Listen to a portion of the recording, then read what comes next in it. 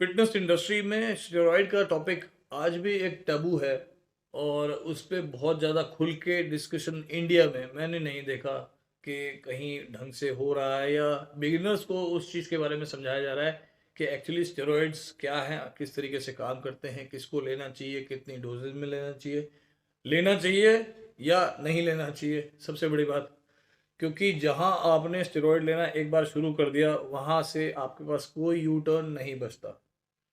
ज़्यादातर लोग जो जिम जा रहे हैं कुछ टाइम से, 6 महीने, साल भर, 1 साल, 2 साल, और उनको अब एक प्लेट्यू हिट हो चुका है, जो कि कुछ सप्लीमेंट भी यूज़ कर रहे थे। अब उनको लगने लगता है कि मेरे पास और कोई चारा नहीं है अपनी फिजिक को नेक्स्ट लेवल लेके जाने के लिए, और मेरे को स्टेरॉयड यूज़ करने पड़ेंगे।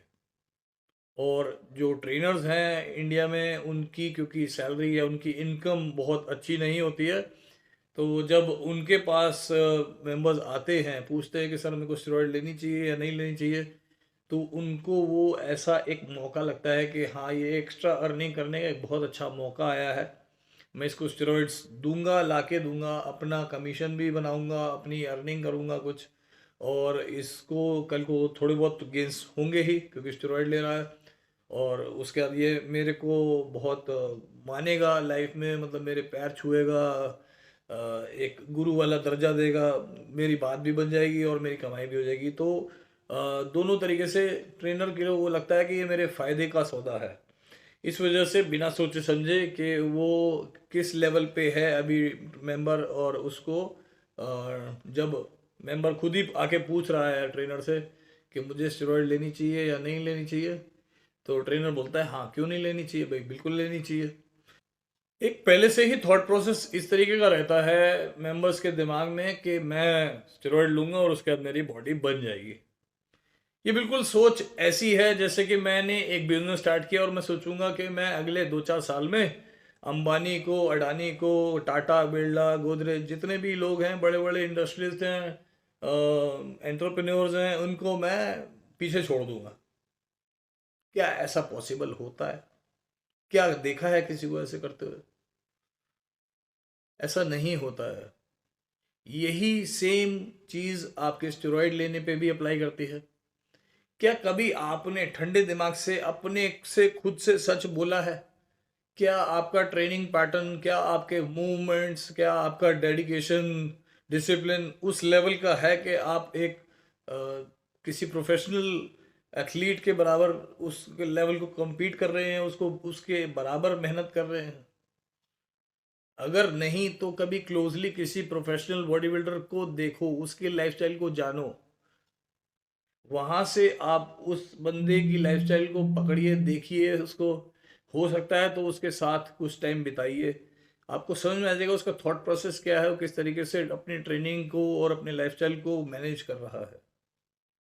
सबसे पहले तो हम एक चेकलिस्ट बना लेते हैं। चेकलिस्ट में हम देखते हैं कि क्या मेरा ट्रेनिंग उस लेवल का है। यहां मैं खुद से सही और सच बोलूंगा, शायद नहीं। क्या मेरा डाइट इतना ऑन पॉइंट है? क्या मैं एक भी अपना मील मिस नहीं कर रहा हूँ? क्या मैं अपने मैक्रोस का पूरा ध्यान रख रहा हूँ? अगर नहीं तो लिखें उस चीज़ को, नहीं। क्या मैं अपने स्ट्रेस लेवल्स को मैनेज कर पा रहा हूँ ढंग से? मैं कितनी देर पॉजिटिव मूड में रहता हूँ, कितना देर मैं नेगेटिव साइड पे रहता हूँ, खुद को बार बार शीशे में देखता हूँ और हताश हो जाता हूँ कि मेरी बॉडी क्यों नहीं बन रही। ऐसे रोने से तो बॉडी नहीं बन जाएगी। आपको उसके ऊपर काम करना है। आपको ये देखना है कि मैं अभी कहाँ स्टैंड करता हूँ, मुझे कहाँ जाना है, उस जाने के लिए मुझे किस रास्ते को पकड़ना पड़ेगा। इस चीज़ के ऊपर आपका टाइम बीतना चाहिए, और अपनी बॉडी के स्ट्रेस लेवल्स को आप किस तरीके से मैनेज करते हैं ये आपके ऊपर है।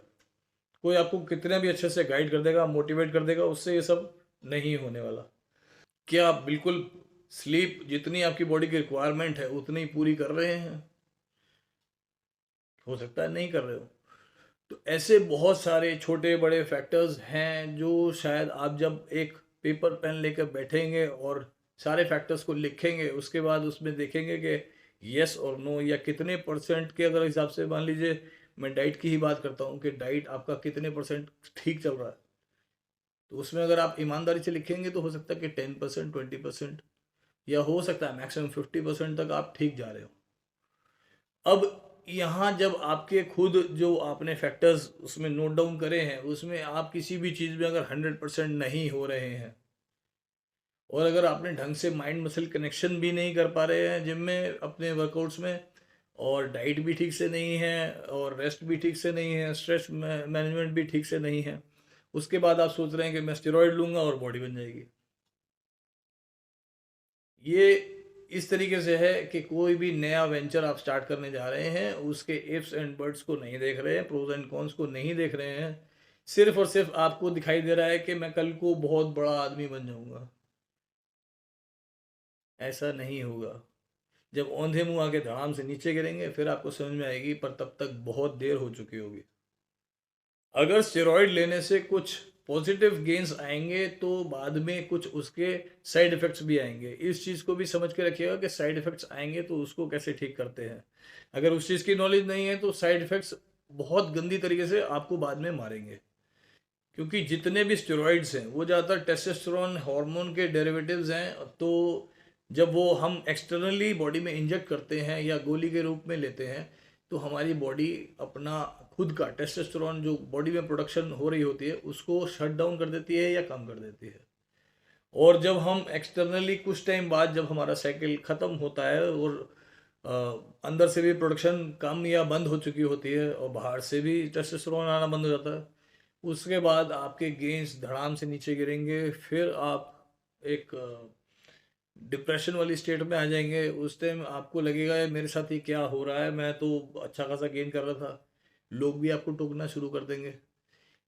फिर वो आप उस सिचुएशन से कोप अप नहीं कर पाएंगे और हो सकता है कोई बुरा स्टेप ले लें।